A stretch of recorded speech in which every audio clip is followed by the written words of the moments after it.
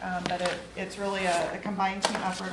Our Louisville team is now also working officially in Lexington. So that's on page 4. You can just see the members of the team, Eric and I, as well as Michael, who we've met a few different times also. So super excited about that. Looking to continue growing what we're doing here in Lexington. Next is your investment policy statement. So page 5 is a summary of that, and then the full document is on the pages following. As you know, the asset allocation is the most important aspect of this. It's the balance between stocks and bonds that will determine what the growth is of the plan long term. So we have a range for stocks of 50 to 80%. So that's positioned for what we would consider moderate growth, with a cushion then from the bonds and cash to help balance out when we get the volatility that we can see short term. Everything else about the policy is to make sure that it's very well diversified, not too much in any one investment or any one area, and then high quality, especially when we talk about bonds and other investments like that. We've not had any changes to this in several years, so I'll just pause for a moment. Are there any questions or interest in talking about aspects of the policy? Okay, so we can skip to the next section behind that divider, tab number 1. Page 17 starts just with some market commentary, and you've seen last year before. We just leave it in here for context. Again, 2023 was a very strong year, recovering from the prior year where we had a pretty big pullback in 22 due to higher inflation and interest rates. But 23 was positive across the board. You can see the many different kinds of stocks, U.S. being the green and the blue. International is in the yellow and gray, and then U.S. small company stocks is the purple, the Russell 2000.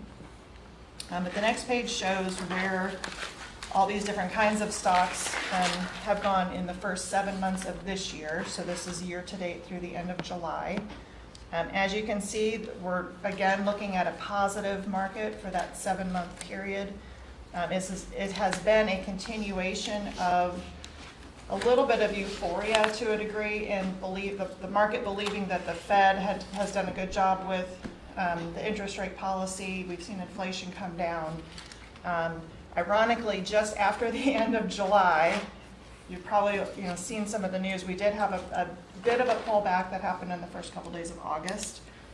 So we're still in a very volatile period right now. We could have a big day up, a big day down, but it has finally gotten to where for inflation to slow down requires a slowdown in the economy to a degree. So there's a very delicate balance between how much of a slowdown is considered good because it means lower inflation. But if you get too much slowdown, then it's a concern of, okay, are we going into a recession? So there's kind of a fine line between those two. As of right now, all the data still supports the premise that we do still have a healthy economy. It is still growing. We're not seeing clear signs of a recession. It's just we had a report a couple weeks ago that started to open up that possibility just with things getting a little weaker in the job market. So it's right now an environment that we would say is very data dependent. Everyone who participates in the market is just kind of watching what's that next data point that comes out, some kind of economic report to point towards, are we seeing what they call the soft landing, where the growth is just slowing down but still positive, or is there a greater concern that we actually dip into a recession? So we're not through that yet, but something that we're watching very closely. Are you expecting a lot of volatility until after the election, or? And the election adds to that, absolutely. We were until recently dealing with 2 incumbents, basically. That situation has changed. So far, we've not seen what we would call reaction to the political scene nearly as much as what we've seen the reaction to these economic variables, because the market has been more focused on interest rates and inflation. But there certainly is the potential for that. As we get through, a little bit more through the election cycle, we could see additional volatility. So we're still positive for the year. We've not even seen a full correction, which would be a 10% drop. We pulled back 5-6% or so for the market overall. And then one more commentary page on page 19. This is looking at interest rates, which is very much what we're looking at when we're investing in bonds for that part of your portfolio. This chart is just looking at interest rates for treasury bonds across maturities from 3 months out to 30 years at a few different points in time. So you can see that gray line on the bottom is the lowest that they reached back in August of 2020. The high point was in the fall of 2023. You can see that darker blue line is where we were at the end of July. So we've seen them come down from their highest point, but still quite a bit higher than where they were a couple of years ago. From an investment standpoint, we would say this makes it a very attractive environment to buy bonds. That's when we buy a bond, we're locking in that rate, and we're very much enjoying doing that because we are earning very nice yields compared to where we were a few years ago. The shape of this is also kind of a point of discussion because we still have that unusual situation with the shortest maturities being higher than the longer maturities. That's a very unusual relationship. They call that an inverted yield curve, if you hear that term. The reason for it basically is because the Federal Reserve has raised their rate very high. That is the overnight, very, very short rate. The bond market kind of prices itself closer to that on the very short end as far as maturities go. We would expect that to start to change as the Fed starts to lower rates. Right now, we expect that perhaps in September. So we'll see kind of how that plays out. So that's kind of the backdrop, the environment that we've been in. Page 20 is the summary of your portfolio. This is as of the end of July. We see in the pie chart that overall allocation between the different types of investments. Overall, at the end of July, we had 72% in equity, so right in the middle of your range. And you can see how that's distributed among different kinds of stocks and bonds. So we have the large cap U.S. stocks being the largest at 47%, but we do have nice representation in some other areas as well to give diversification there. And then the returns are on the right-hand side in that upper right-hand corner. The total for the year so far through July, the total portfolio was up 10%. That's now pulled back a couple percentage points because of what we saw in August, but we're still definitely positive for the year. That was with the stocks having a 13.5% return and the bonds at 2.6%, so very, very strong for those as well. The past 2 years, which you've seen, and then that longer-term 10-year number at the end of July was standing at 8.2% per year in total, with about 11% from the stocks and 2.8% from the bonds. Any questions on any of that at all? And then just kind of one follow-up page to that is we've got this report showing kind of the past 3 calendar years where we started the year, the net inflows and outflows, and then that return in dollars. It's just kind of nice to see it in dollars versus percentages. So you can see, there's a net outflow happening with distributions, but then that overall return, the market value increase and decrease. So through the end of July, the market value was up almost 1.8 million this year. All of last year up 3.2 million. So certainly fully recovered from the drop that we saw in 2022. Okay.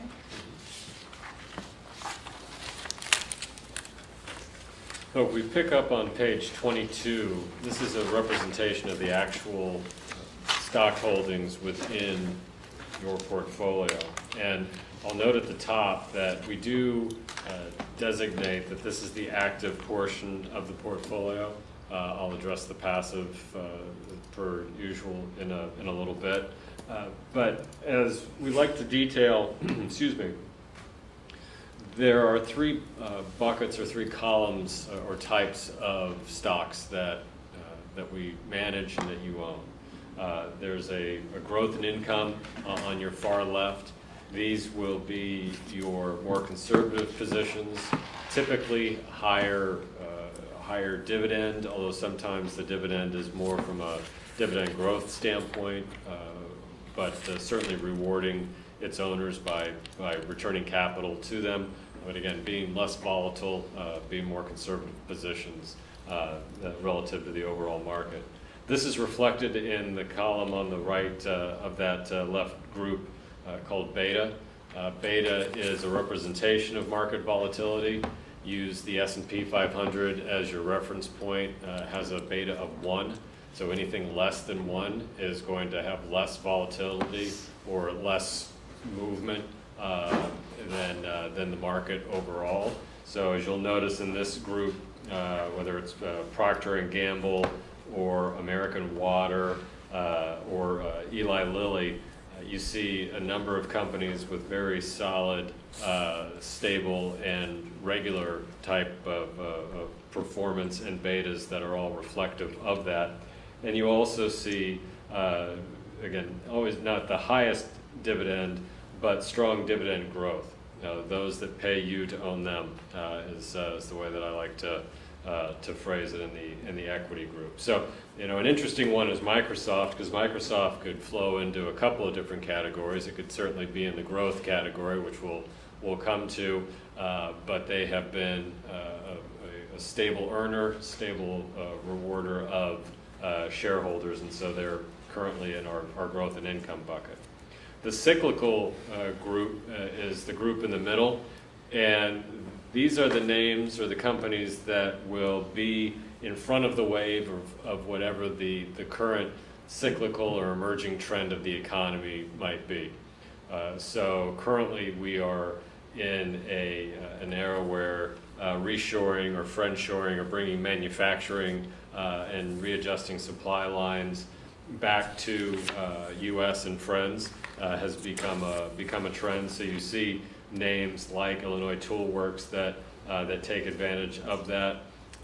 You also Eaton Corp is another one in the industrial manufacturing space, but that while not U.S. domiciled, has an exceptionally strong presence, particularly throughout the Midwest, in doing a number of manufacturing processes as well. And we tend to see financials here, especially in periods of interest rate moves, where financials like a Goldman Sachs will tend to do well. And then on the right, you see more of your growthier names, the names that have been certainly the bells of the ball for the last few years, the names that we recognize and have been driving quite a bit of the market performance. So names that we recognize both from use as well as from news, like Amazon. This is where we find NVIDIA, Tesla, Apple. These are names that are continuing to drive a higher than average level of earnings, and we continue to see the performance driven by those names reflected in the overall market performance. Now, what I think is important to note here is that these columns are not fixed. These columns are representative of our active management, and that it is certainly true that the last few years have been more of a growth-oriented market, and so we are necessarily going to see a heavier tilt to the right side of the book, because that's where more of the performance has been. When we see, eventually, we will, a more growth in income, a more dividend rewarding type of market, then you'll see the wave kind of flow back to the column in the left. The column in the center will flow, but it will do more in terms of changing names, depending on where the cyclical opportunities of the economy reside. You'll see more name changes there for that reason. Any questions on the holdings before I? The top 10 again tend to represent the overall top 10 and names that we know. NVIDIA has dabbled with being the top company size-wise in the market. It's moved up and moved down. It's certainly been in the headlines, and we've enjoyed some very strong performance out of NVIDIA. Y'all have probably heard of Apple and Microsoft and Amazon. We do have energy plays or energy positions in here as well. And certainly healthcare. Eli Lilly has been a wonderful performer for us. And Costco just will not change the price of the hot dogs and Coke, so they continue to do really well. And I'll just add that the percent here is the percentage that stock is of the total stock. So this is not intended to be performance. This is just how much that stock is of your stocks in total. The next page breaks down your holdings into the 10 major category sectors of the S&P 500. And the note here, well, there's a couple. One is technology at 28% is by far the largest sector weighting in your portfolio. However, it is a little underweight, only slightly, but you should know that it's actually a little underweight what the technology sector weighting is of the overall S&P 500, which is about 31%. So as big as it is in your portfolio, it's not a huge bet on our part, or a huge decision on our part relative to the overall market. It's actually a little, equal to slightly under. In fact, the only significant departure that we have from the market weightings overall is consumer cyclical, sometimes called consumer discretionary. It is where people choose to, not where they have to spend their money, which is consumer staples. Consumer discretionary is where they choose the extras that they spend, and we've been a little heavier at 18%. The market weighting there is about 10, so that's the only significant departure. Everything else is largely in line, slightly more, slightly less, but not any significant divergences from the overall market. As I said, as a complement to the active, and there's an ongoing debate we've addressed here a handful of times, there are those who believe that active management, meaning portfolio managers making decisions of the stocks within their portfolio, is the best way to go. There's others that think that passive, meaning just own the entire index, is the best way to go. And the answer historically and statistically has been you own both, because they both tend to outperform, you just don't know when. So diversification says you own both active and passive, you let them operate as partners with each other, and you get the best of both worlds. So in your passive holdings, which are represented by ETFs, we have two that represent the large cap space, a growth index and a value index. So you have the yin and yang of large cap. You have a small and mid cap position to cover the smaller parts of the market, the mid cap that isn't overlapped by the S&P 500. We do tend to see significant historical pops in performance, more consistent out of the mid cap and sudden bursts, as we have seen this year out of the small cap space. So it's good to have our representation there. And then international, through the EFI index, which is the Europe, Australasia, and Far East index. So it spans pretty much the rest of the globe, at least from a developed market standpoint, that the U.S. market doesn't cover. So, and put together with with the equity management, the active management, this is an excellent partner, both in terms of the active-passive balance, but also the filling in the parts of the market that we're not actively managing ourselves, to make sure that you have proper diversification and exposure. I'll pause for a second. Any questions on this? I know we've talked about this a couple of times. So. I have a question. Yes. So on page 24, you talk about the sector allocations, Yes. stuff like that. 0.72 on the real estate. Is that common to be that low? It seemed like it would be higher. In just relatively thinking. That's a great question. Real estate is the overall index weighting, if you were just at neutral, is 2.3%. So it's not an enormous component. It's actually a relatively recent add or break off in terms of breaking out sectors. It is also an area that, how do I describe this best? Real estate isn't one thing. And so we have to look at, apartment real estate is different than mortgage real estate, is different than strip mall real estate, which is different than big mall real estate. And so where are the opportunities? With the way that interest rates have gone and the way that occupancy scenarios have gone, it really does tend to ebb and flow the opportunities. So the simple answer to your question, it's not unusual because it does tend to be more of an up and down category rather than a stable thing that we would just maintain at a market neutral level. Real estate, talking to your banker, commercial real estate is a challenge. And Well, that's so, why I was like, yeah, you know. yeah, it's a little low, but it's not, again, it's 1.5% light relative to the overall market. So it's not an enormous bet. It's just not that big in the overall S&P. That's a great question. Thanks, Jason. Thank you. Anything else on this or any of the other slides that I've covered so far?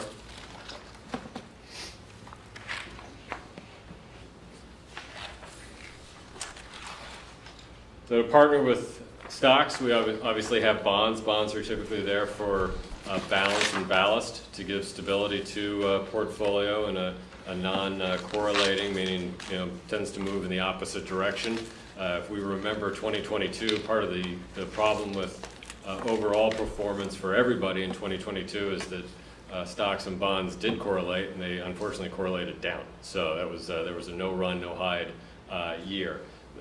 Fortunately, it's been different in the last couple of years and this year. So we've seen, as Pam was saying, it's been a good time to be invested in bonds and a good time to invest in bonds now for what happens in the future. Because as interest rates do come down, the prices of your bonds will rise. So we get to lock in income now at a higher interest rate, and then again, as interest rates do normalize, as we've seen.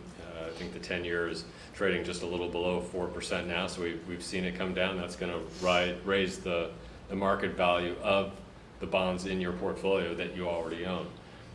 So what we're looking at from a weighting standpoint has been to lean more towards the 5-year and under, almost exclusively portion of the portfolio.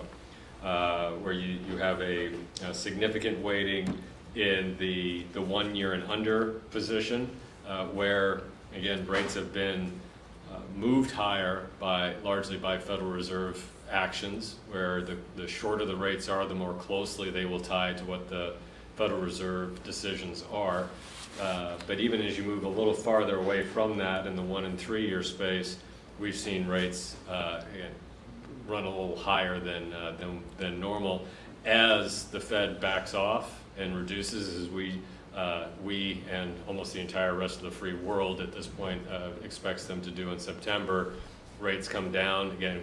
We anticipate seeing the value, the priced value of the bonds in that space to increase, which will be a nice boost to the overall portfolio. Not necessarily why we own bonds. Again, bonds are there for balance and ballast and some income that can level off performance in volatile times. But it's nice when we can get it. And then I'll conclude, pending any questions. My name's still Eric Toll. With some economic overview as we do. So on page 28, you see a chart of U.S. GDP, or gross domestic product, meaning the output, the economic output of the country. I come back to this point every time I talk about this chart. It just amazes me that no matter what happens, we seem to snap like a chalk line right back on our long-term trend. So if you see at the top right that spike down, that's COVID, and that certainly disrupted us for a minute. But you'll notice that we snapped right back to the long-term U.S. GDP growth trend of roughly 2%. This chart carries us through the first quarter of 2024, where the quarter-over-quarter growth was 1.6%, but the year-over-year growth, excuse me, GDP growth was 3%. If you took that through the second quarter, GDP was quarter-over-quarter up 2.8%, and year-over-year 3.1%. So my point there is that the trend has been positive and continues to be accelerating growth for the economy, which is certainly a positive sign, harkening back to some of the comments Pam had earlier. On page 29, we have inflation and the inflation trend. And again, inflation is higher than than the Federal Reserve would like it. It's certainly higher than us who pay prices would like it, but it is trending in the right direction. So from a market and an economic standpoint, we are seeing what we would like to see. The most recent, again on this chart, headline CPI, or the measure of inflation, was 3.4%. Again, that's higher than the 2% target that the Fed has, but when you recognize just a little over a year ago that was 9%, again, inarguably we are trending in the right direction. Some of the things, and I'll tell you that the most recent announcement in June is actually at 3%, so we continue the trend down in the direction that we would like to see it. If you remember at the last meeting, I told you if you want to save your own inflation, eat at home, don't eat out. That continues to be the advice. Dining out is a huge driver in the inflation measure, as is, unfortunately, auto insurance continues to be one of the huge drivers in inflation. The other one is shelter, which is just an awful measure. If you rationalize shelter, we're likely already below 2%, meaning that it's such a backwards concocted calculation. It's really hard to get a handle on what rent and owner's equivalent rent for housing is. If you look at like apartments.com, if you look at other measures, inflation's already under that 2% target. We'll keep working.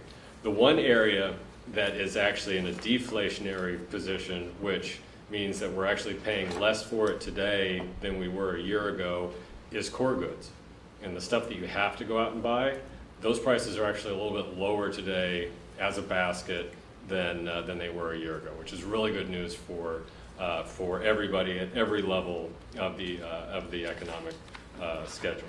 So Eric, let me ask you one more question. Yes. Sorry to interrupt. No, please. So you have a flat line here on the 29, that's 0%, and then you're at like 3.5%, 4% on the dotted line. What does the dotted line represent? The dotted line is the long-term inflation average from 1974.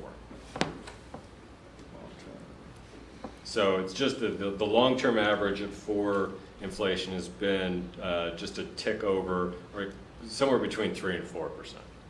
So we got used to a fairly long stretch where inflation was exceptionally low. You can get into a lot of reasons for that. Technology being a huge driver of just reducing costs across the board.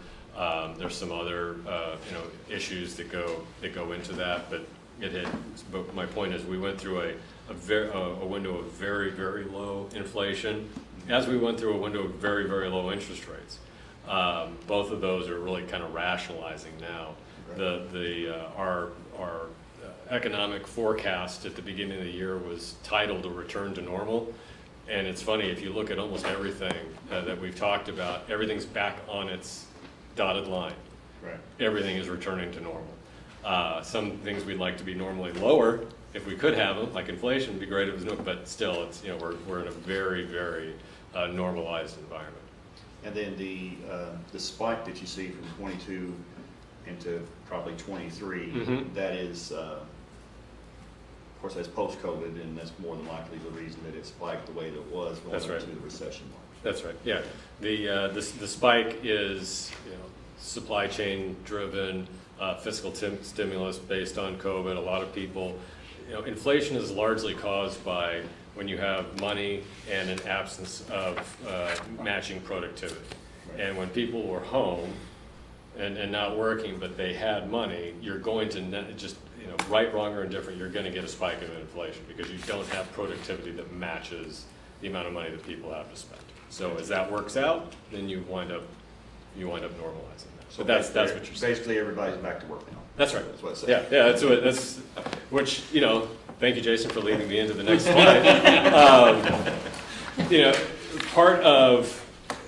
Part of everything that we went through in COVID, and as you go through all the charts, you see on every page, every different metric that we look at, you see a spike. You see a spike up, you see a spike down, but you see an artificial spike around COVID. It distorted everything. We're working through those distortions, and the labor market's no different.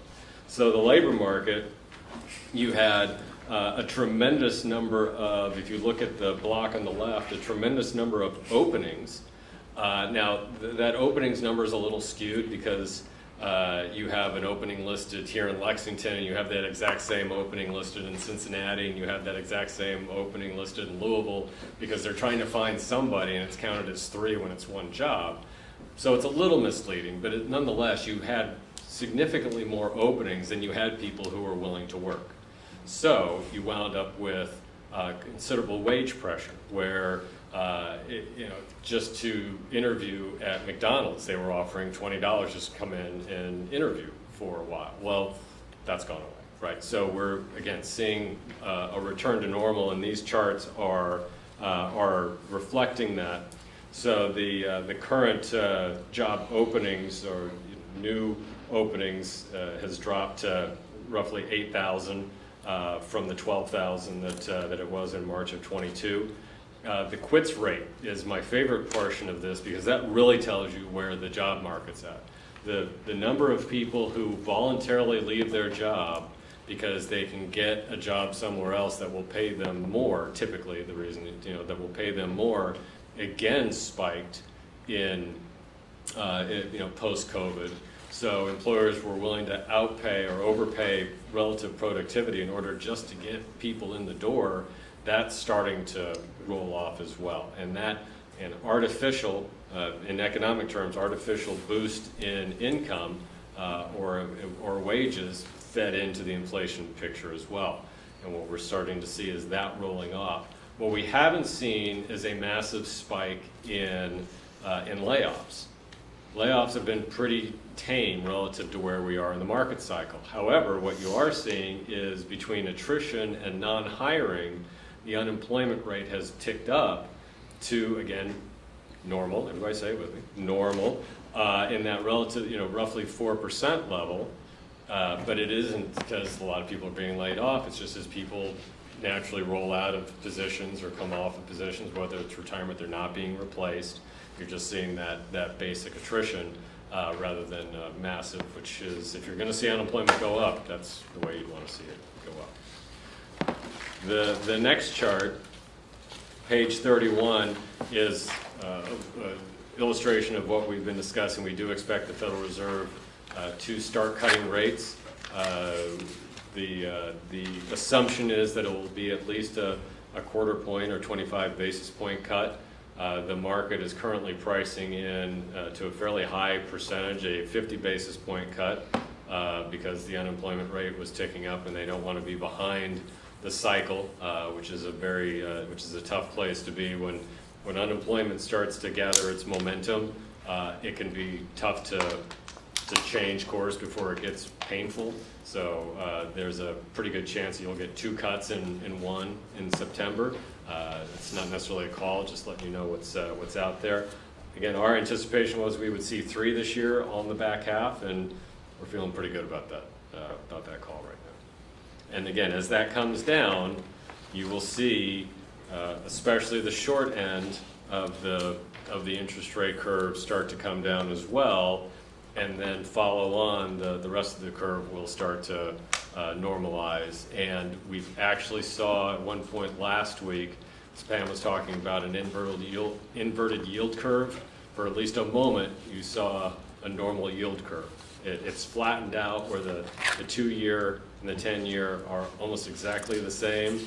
The 10-year was actually a little higher than the 2-year for a minute, and so we're getting there. We're getting back to, again, normal. On page 32, we detail the various economic trends that we look at that kind of signal to our team where things are moving.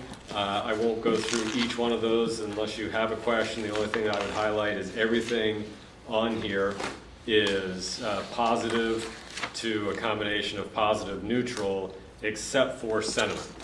And we live our lives, we talk to people. I don't think that probably comes as much as a surprise. You can fill in your own reasons as to why the turmoil, just as a society, political season, what have you. Sentiment is neutral to negative, but that's the only thing on here that we see as neutral to negative. And then our favorite chart of all time, to finish off, is the reminder that corrections are normal.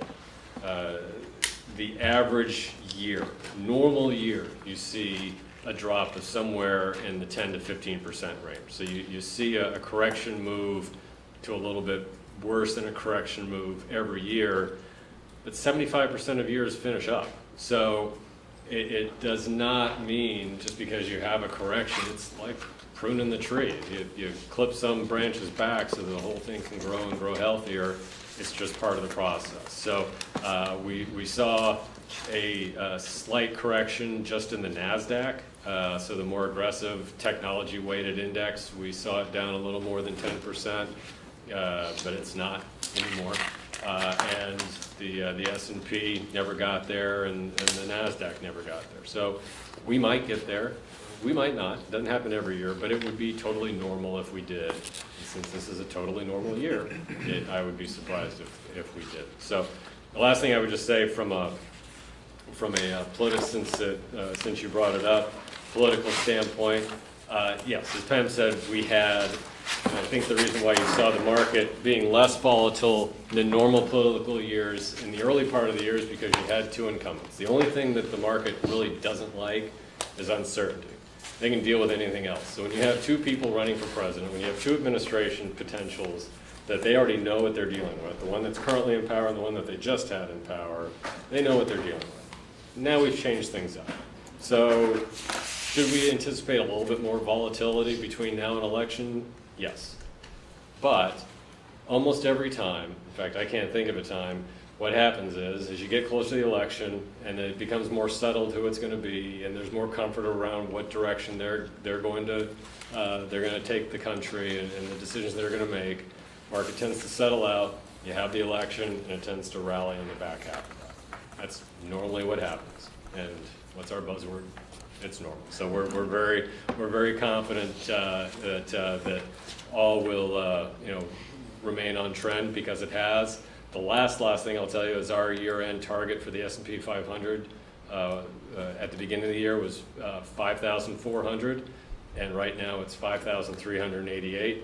Again, we're feeling pretty good about that too. So I'm happy to answer any questions that y'all may have. Thank you, Eric. Thank you very much. No further questions for Eric or Pam? Well, thank you both.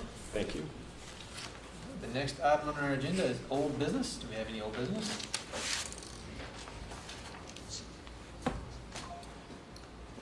Okay, how about new business? I do, Mr. Combs. Sure. The collective bargaining unit requested an additional actuary study to determine the cost and affordability of a $5 and $10 per year of service increase in benefits for all currently active members. The current multiplier is $50 and has not been increased since 2011. Our pension report will define plan costs and provide a method of determining plan costs. The report also provides a recommended method of determining affordability. The report provides information that verifies that the multiplier can be increased from $50 to $60 without additional contributions by the employees or the authority. I move to amend Article 5.1 of the pension plan. Participants' accrued benefit shall be a monthly amount equal to $60 for each year of service with the employee, change from $50 to $60.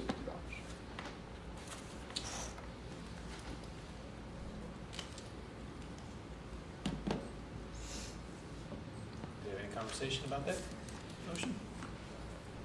I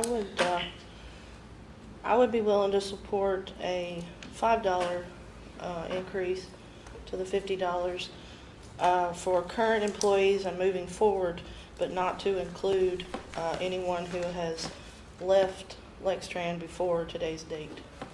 Well, I think we need to be clear that the committee would direct me to bring this to the board. Right. And the board would have the final say, which is totally cool, but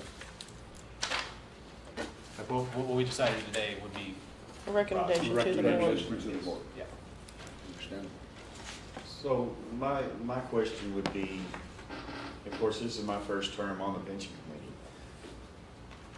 Since 2011, the pension has not been raised. Is there a reason for that? Does anybody know? Steve, could you maybe give us a little history on the pension? Basically couldn't afford to do anything until maybe 3 or 4 years ago. And then when 22 hit, you couldn't afford to do anything after that. So this is really, since we didn't do it maybe 4 years ago, now is really about the only time you could do anything. So, I mean, obviously, it's not like a wage increase where all of the job market around you is getting all these big raises and they're trying to make up for not giving these raises years ago. This is something a little different. So, I guess my point is, Yeah, we had. my point is that I mean, $10 seems like a lot to get caught up on. What's your take on a $10 increase versus a $5 increase? You know, is it going to surprise you if I say I'm somewhere in the middle of that? So, before 4 or 5 years ago, the plan had an unfunded liability. Liabilities were more than the assets on hand. That changed in the last 3 or so years. We've had a little bit of a surplus. So, any kind of raise that you do, whether it's 55 or 60 or something in between, will use up that surplus. And I'm going to reissue what Todd said and Nikki, that I'm talking about raises for the people that are working now. A person's already retired, a person that's left Lextran is still at $50 or whatever they were at. Okay. So you can clearly afford the $55. On the $60, you're putting in a total of $2.27 an hour. And what I'm looking at is, even though I have some surplus, and a raise will use up that surplus, a lot of it, not all of it. If we didn't have any surplus, you know, that if we lost our surplus because we had an investment loss, God forbid, but, you know, if we didn't have any surplus, a $60 plan would cost about $2.40 an hour if we had zero surplus. So, my thought is that I wouldn't want you to get to a rate, and this is my own personal opinion, all right, so this is really up to y'all, is that I really wouldn't want a plan that costs more than I'm putting in, assuming I had no surplus, right? Because if my surplus goes away, then now I got to put in more money to make the thing work. And so, unless you were willing to bring the contribution up to about $2.40 an hour, which is not that much more than you're doing now, I think you're looking at something like $57 could be supported by the $2.27, assuming you had no surplus. Does that make sense? I mean, you can afford 60, but as soon as you ran out of surplus, you could no longer afford 60. So, you afford 57 with no surplus. Does that answer? Yeah, I think that answers my question.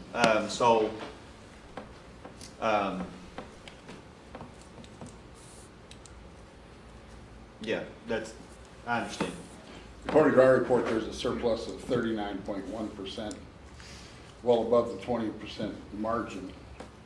And the multiplier to 10 would bring the surplus to 21.6%, according to our study. Yeah, there would still be a surplus at the $60, and I'm not disputing that. I'm not saying that you shouldn't use all that up.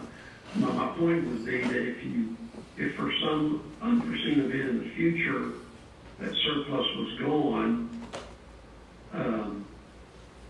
you'd be looking at a plan that costs $2.40, and you'd be putting in $2.27. Now, let me also say, again, this is Bill's plan, and I'm not gonna raise a big fuss about $60, because, you know, if you end up with a plan that costs $2.40 and you're putting in $2.27 and your surplus goes away, I don't think the difference between $2.40 and $2.27 that you're putting in now is insurmountable, right? I mean, surely you guys could bargain over 13 cents an hour, right? If it came down to it. So, those are my thoughts. And again, that's my personal thought is I wouldn't want to get a plan that costs more than $2.27 if I didn't have a surplus at all. I have another question, Mr. Osborne. In your actuary report, states the actual contribution rate of $2.27 per hour, $1.22 for the participant, $1.05 for the authority, is more than the recommended rate of $198.9 per hour. Right. Is your actuary's report based on the $198.9 per hour? So you're saying the recommended rate is $1.99, but we're putting in $2.27. Yeah. So 28 cents more. So that. Yeah. Could you tell me how that 28 cents plays into this? It's sort of like the other way around. In other words, I've calculated a contribution that I recommend, which is, let's say, $1.99. You're actually putting in $2.27. So what I'm saying is, you could get by putting in, can we just round that to $2? You're putting in $2.27, so you're putting in 27, 28 cents more than you know, would absolutely have to fund the plan. Another way of saying that is you have 27 cents you could either keep for a rainy day or spend part of it, or or some combination. So after a 10% raise, the 21.9%, according to our actuary's report, would be a healthy margin, 21%. Could you say that again? Let me get it back in front of me.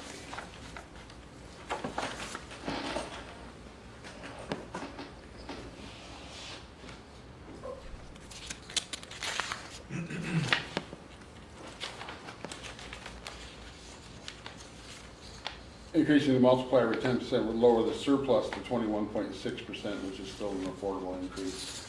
So the 21.6% would be an acceptable surplus. Yeah, and I'm not saying that you couldn't afford an increase to 60.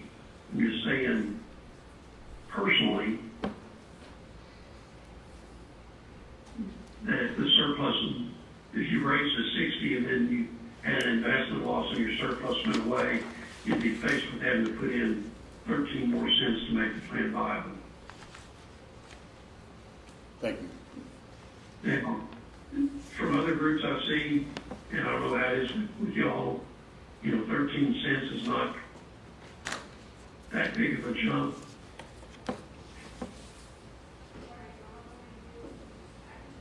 I have a lot of customers that if they only had to put in 13 more cents, they'd be happy. So We're in I bargaining just wanted to now. point out that. I'm sorry, what?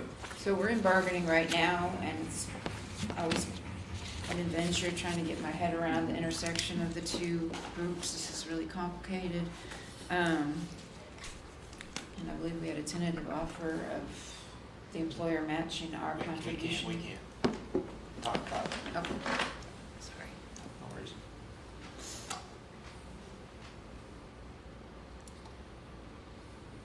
I have no further questions.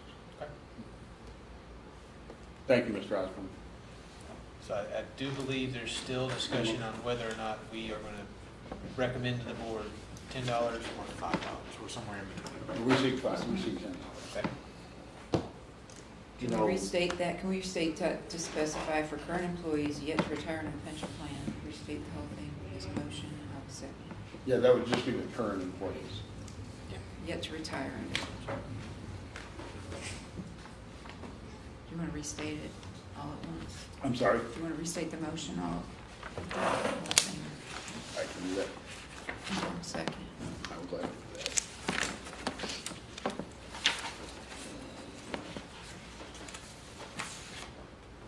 that. We move to amend Article 5.1A of the pension plan as follows. Our participants' accrued benefit shall be a monthly amount equal to $60 for each year of service for the employee. That'd be an increase from $50 to $60.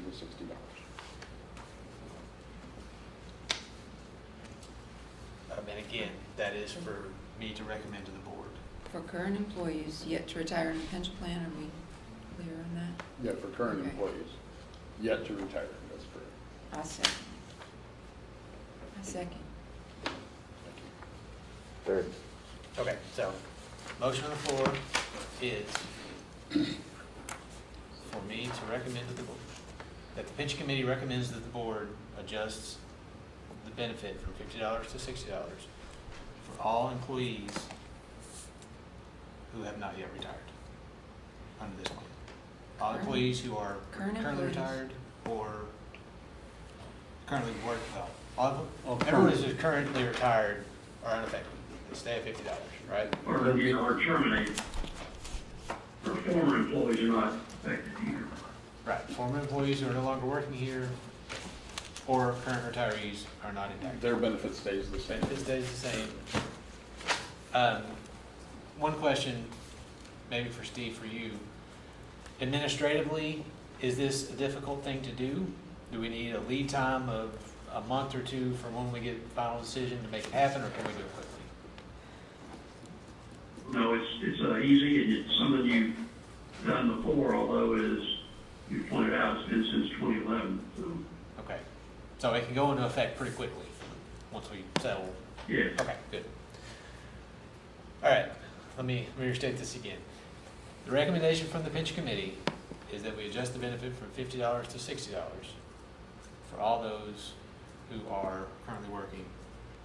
Everyone who's retired or has been terminated, the benefit stays the same. well, I'm still, to make that big of a jump right now. Yeah, but we need to get that on the table first, and then we can discuss. Right. That's what. Is that, does that capture, No, Todd? Does that capture it? I'm sorry, would you repeat the question?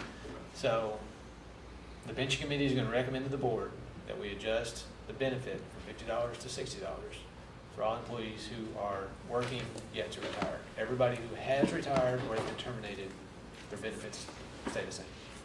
That's how I understand Is that. that right, Mara? Lord. All right. That's how you- That's the motion in the second? Yes. So that's what's on the table, now we can open the discussion. Well, like I said, I'm a little bit reluctant to make that big of a dive just now. And granted, I'm in this committee as well, or this plan as well.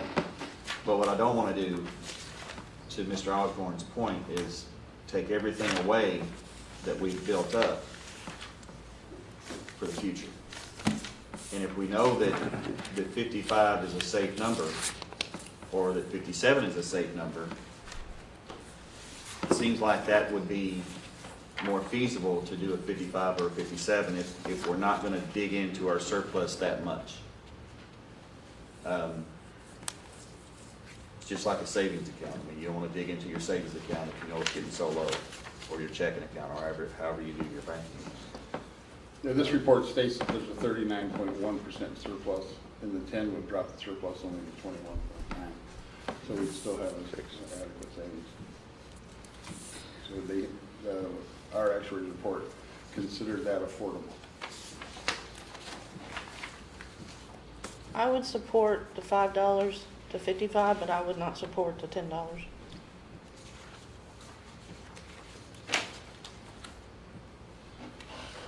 At $10, I think at some point we'd be in a negative position, so I can't support a 10 either.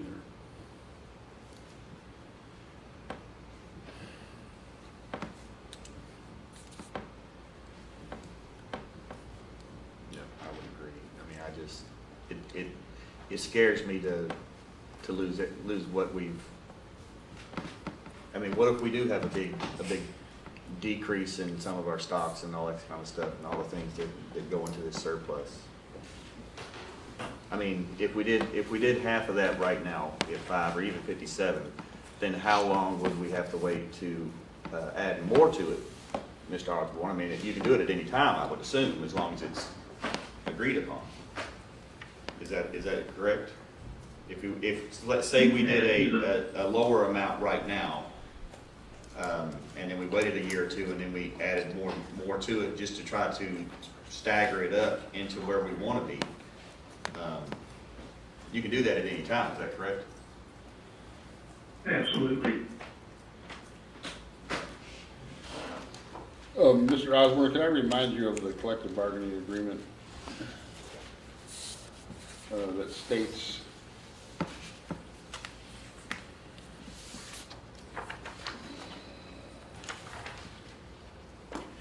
an actuary, this is from Article 18, Section 7. C, an actuary study shall be made to determine the plan's ability to pay increased benefits without additional contribution by the employee or the authority. Generally, where you're giving us quotes of how much it would cost, but it doesn't answer that question if it can be done without additional cost. Would you be able to add that to your reports from the future, in the future? Do you understand the question? Yeah, my report has it, so I can pull that up.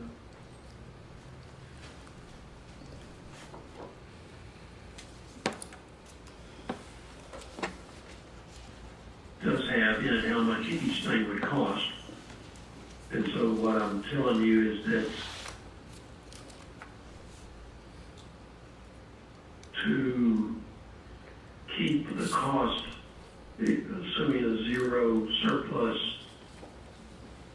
at the $2.27 contribution rate, you could go up to $57.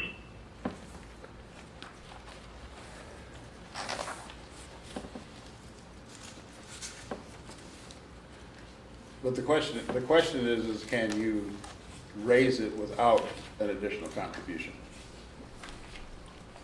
Yes, you can raise it to $57 without an additional contribution. Okay, could you add that to your future reports? Sure, Todd, I can do that. Thank you very much.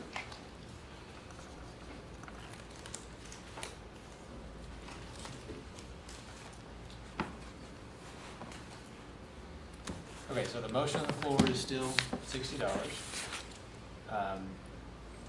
I think once discussion's done, we will certainly take a vote on that.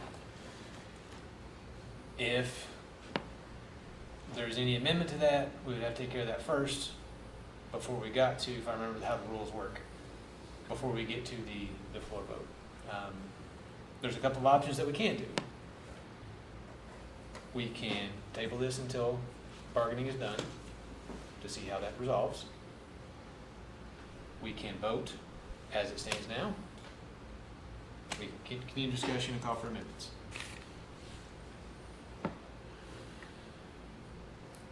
I'd like to caucus with our members. Sure.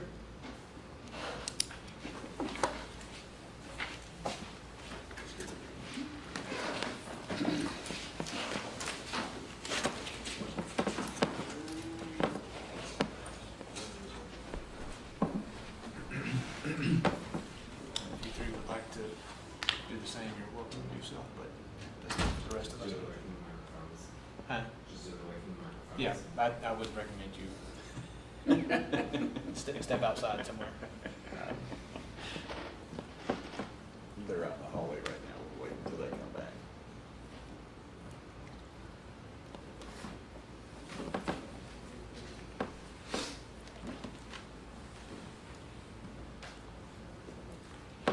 So how many do you normally get for the rodeo? Competitors? or Yeah. judges? No, competitors. Anywhere from 15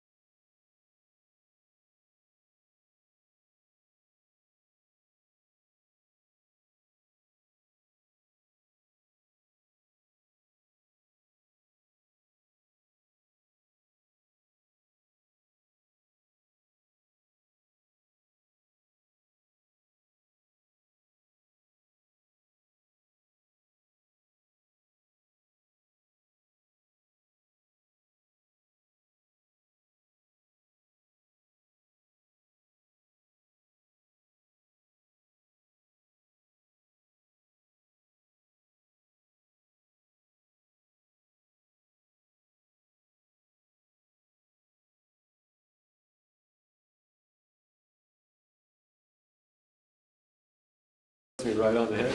Thank you for your patience. No problem. You guys wanna talk real quick, Nikki? Or you good? You I'm good? good. We're gonna withdraw the motion and defer. Talk to the civil lady. Table it until later?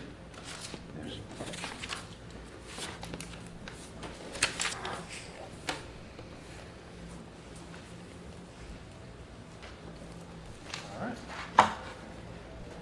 Any other new business? Anything else for the good of the order? All right, we can stand adjourned.